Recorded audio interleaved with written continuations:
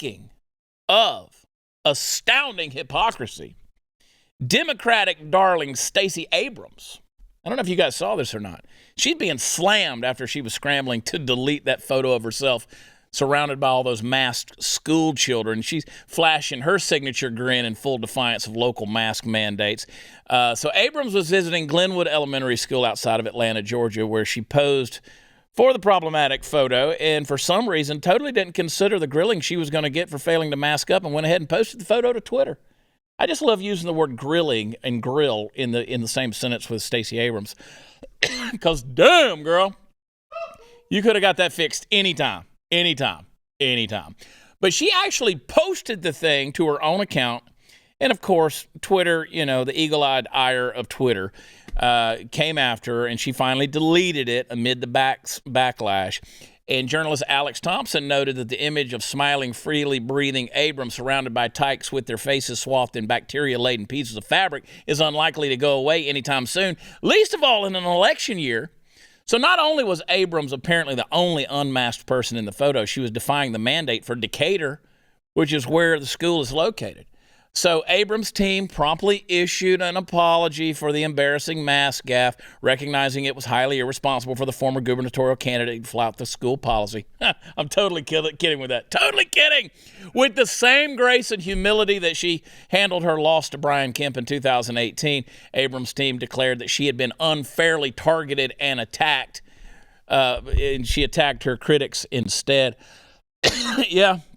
So Stacey Abrams is the gift that just keeps on giving. I want to read, actually. I want to pull it up because I can't see that far. I want to read her tweet response to this thing.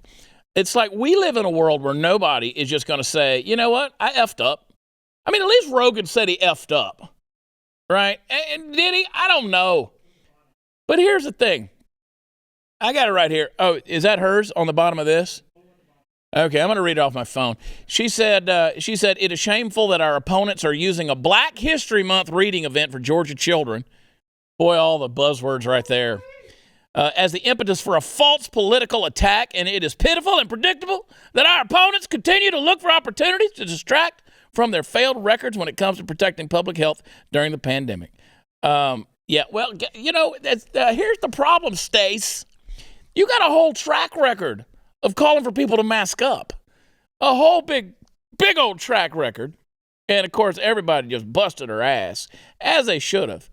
Because, again, you're going to mask these children up, you gappy tooth going to come up there smiling and doing your whole thing. So you deserve everything you get in that situation. But you remember what the mayor of L.A. said when he got caught with his picture of Magic Johnson last week, right? He said, I held my breath for 2 seconds to take the picture.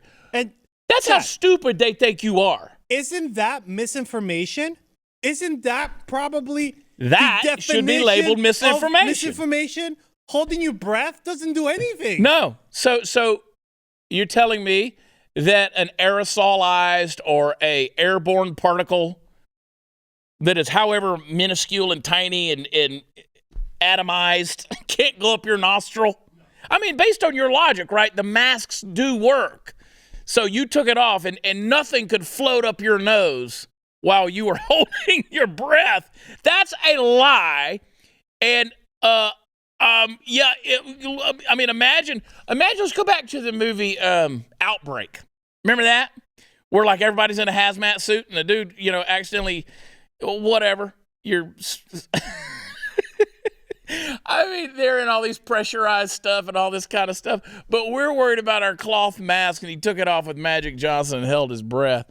But back to the Stacey Abrams thing, and again with this, Stephen Miller, who was, of course, a Trump advisor, he said, in so many ways, this picture embodies the elitism, arrogance, cruelty, science denial, and glib authoritarianism of Joe Biden's Democrat Party.